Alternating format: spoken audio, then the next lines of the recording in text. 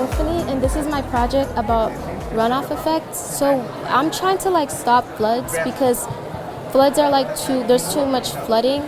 And over here, I have pictures about the difference between my rain garden and my pavement.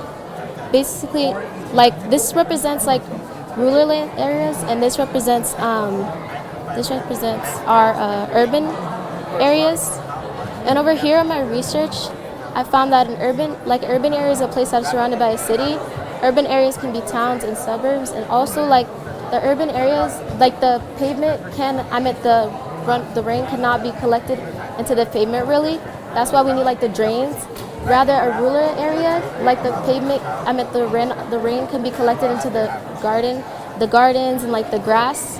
And also there are many stuff in our water before it's filtered out, plankton, algae that was absorbed into it, and it's a very toxic substance and is a huge and economical environmental threat.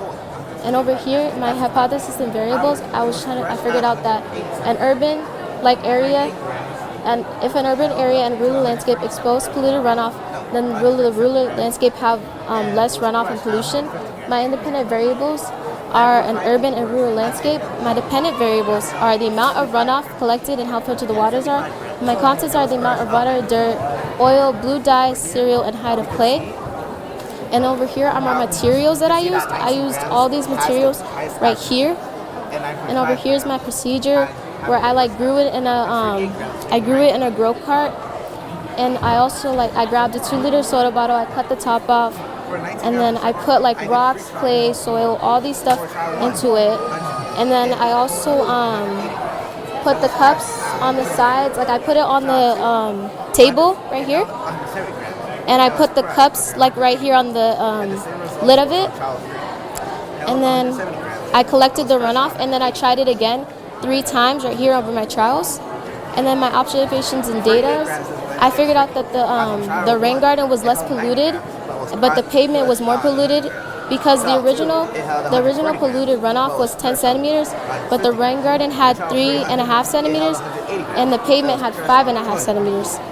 And also I figured out that the polluted water did not mix with the dirt, clay, but the rocks did not block the flow of water. And also, I noticed a pungent smell after trial 1 over here. After trial 1, there was a bad smell over it. And then this is where I have the difference, the height, the amount in inches because I measured it. But over here in my graph, you can really tell the difference between them two. Right here, the original, you can tell how that's the original and this is the pavement and this is the rain garden. You can tell how they have different amounts. And then over here in my conclusion, the hypothesis for this experiment is if I include a rain garden, then the polluted water runoff and the amount of runoff will become significantly less. And my hypothesis was supported because the rain garden had less runoff than the pavement, and harsher items that were in the water before was filtered out. And also I know this because usually in rural areas, it's not flat, so the water can really get absorbed into it rather than an urban area. The water really can't go inside of it because it's rocks covering it. It cannot be absorbed into it. And then also I know that it got filtered out because usually there's harmful substances inside of the water, but they were gone after that, plankton, microbes, and everything that's usually out of that. And then because in urban areas, usually there's draining systems because they know that it can't really, it's just gonna stay flat. Floods would happen if they didn't have draining systems. And what I had to do, because my first trial failed and I had to redo it, I added 2 cups of water instead of 1 because when I added 1, nothing happened. And that's how I know my hypothesis was supported, and that's my project about runoff effect. Hi, my name is Ritik, and I researched why nails on a chalkboard hurt. So my hypothesis was if people react negatively to nails on a chalkboard, then it is because of the frequency of the sound. Now, what is this frequency, and how did I get this hypothesis in the first place? So the frequency is these waveforms. So it's how many times something vibrates to make sound. So to make sound, a thing needs to vibrate, and the back and forth motion is this waveform over here. And when I researched about this, I researched online about a lot of stuff, and I got a lot of claims and theories saying why this could happen. And a lot of claims said it triggers your amygdala, which is the part of your brain associated with fear and survival instincts. And some of them said it's in the frequency range that is sensitive to your ears. And some of them said it was used by your ancestors as distress signals. So I had to figure out if these claims were true. I had to test them out. So I made a procedure, and which was I blindfolded the volunteer, and then I recorded them. And then I scratched the nails on a chalkboard, making them listen to the sound. And then I recorded their reaction, and then I asked them some questions. I asked them how they felt, and I asked them if it sounds similar to anything else. And then I untied the blindfold, and then I explained these claims. I told them some of the claims, and then I made them listen to the sounds again. Then I recorded their reactions again. So I got all these datas. You can see me experimenting here. This is the volunteer, and I scratched the chalkboard over here.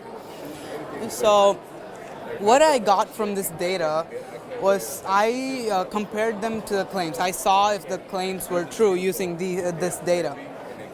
And so the first claim was the frequency range of the sound is in the sensitive range of the human ear. Everyone reacted negatively, which means it disturbed them and it disturbed their ears. And it makes the brain release adrenaline. This was an important claim because every subject told me that their bodies produced like goosebumps and they got chills after a minute or two, which meant their bodies produced adrenaline. So their bodies got chills after 2 minutes. The reason their bodies produced adrenaline was because their brains were distressed. And that was because of two factors. One was because of the irregular waveform of the sound. This sound has an irregular waveform, which makes when you hear it, it makes your brain process it more, and it makes your brain annoyed. You can see here, this is an oscillograph of my brother annoying me. You can see how much the frequency changes, which means he's annoying me. And this is an oscillograph of soothing sounds that make you sleep. It keeps the frequency the same, which means it relaxes your brain. So, and another factor was that it sounds like a human scream. That claim is not fully proved, but many researchers theorize that that might be one reason. So yeah, that's here.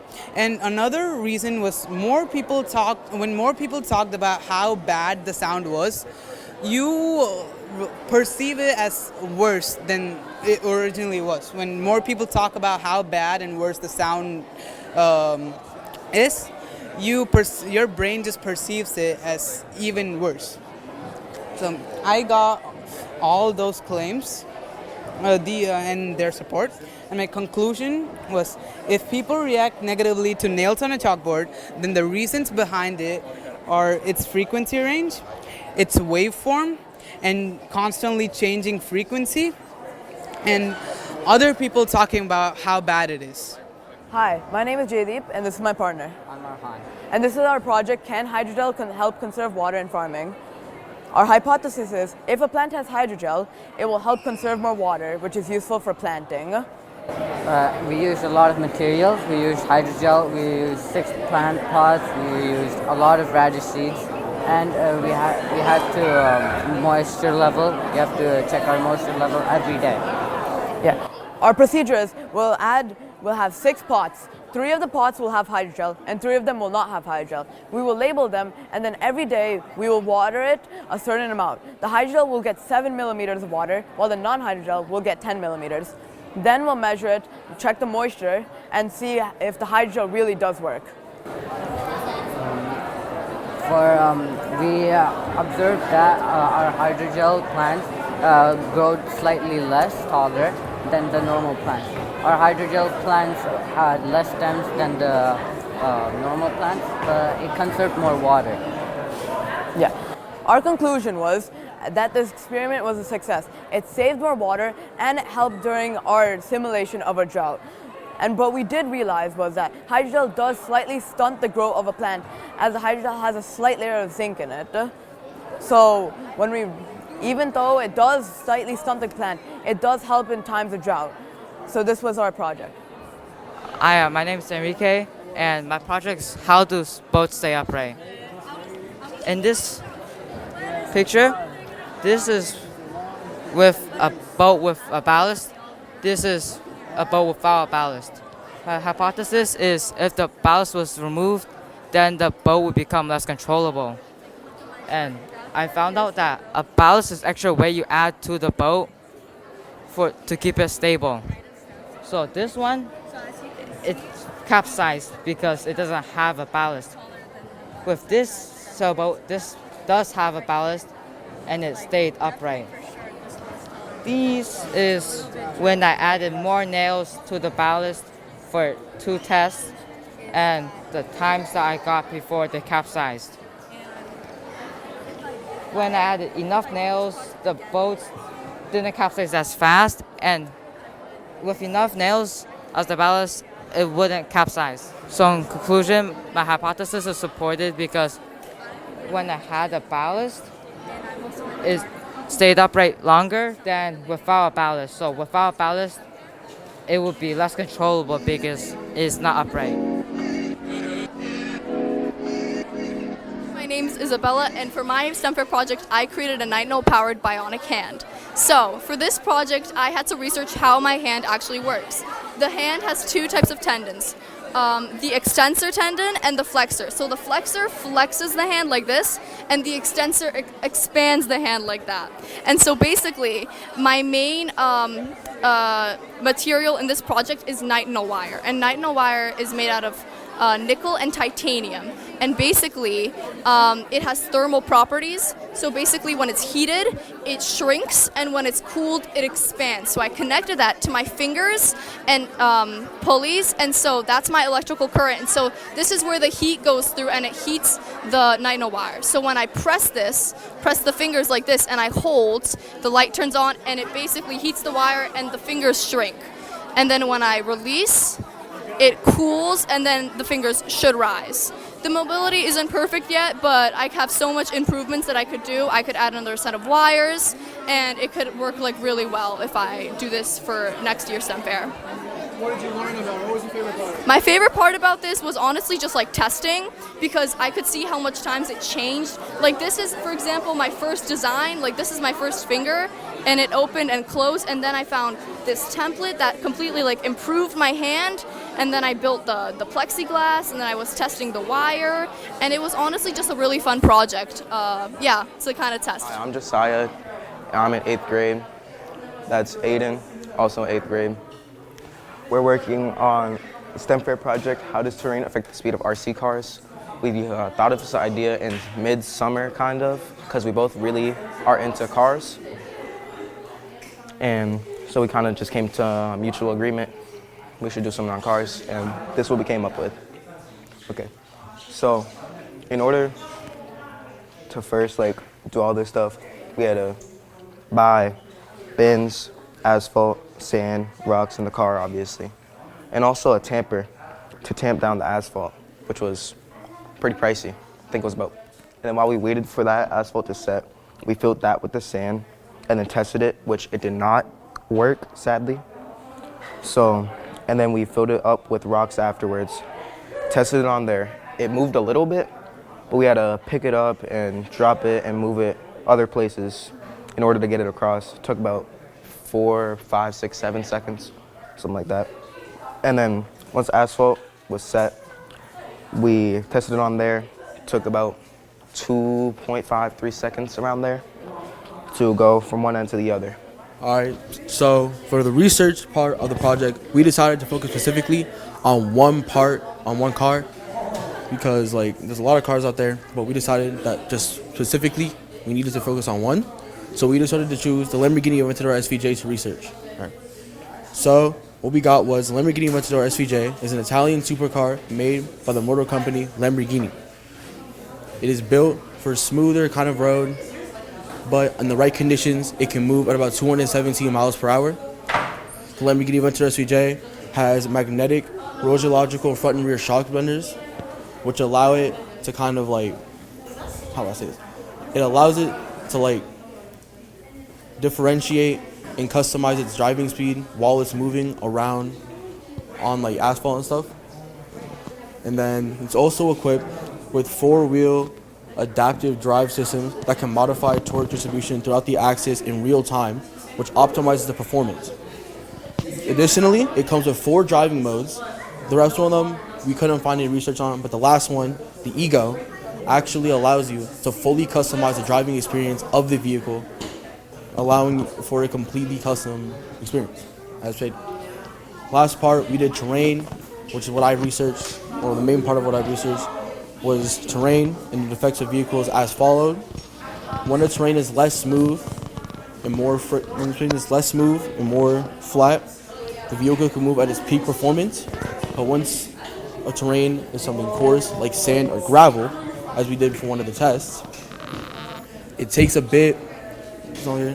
It's a bit slower because of the added friction and added obstacles. When it's on a less packed, kind of more spread apart, bumpy area like the rocks over there, it takes a bit longer to move. Usually it's hard and stuff, like it's hard to move and stuff. But then when it's on something like smooth and flat, like asphalt, but it's not actually like with friction and stuff, like ice, it takes a bit longer for the car to move around because there's not like any friction on it at all. In the future, next time, we could have done like different cars, different types of vehicles instead of just sports cars, maybe like a monster truck or a pickup truck or SUV, to differentiate it and see how the different tire treads and types of vehicles fared on different types of terrain instead of just the sports cars. But altogether, the project wasn't that bad. It was just a bit time consuming and a bit pricey. Welcome to Point Webster Middle School's STEM Fair. Hope you enjoyed seeing our projects this evening. We're very proud of our students, faculty, and staff here at Point. Thanks again.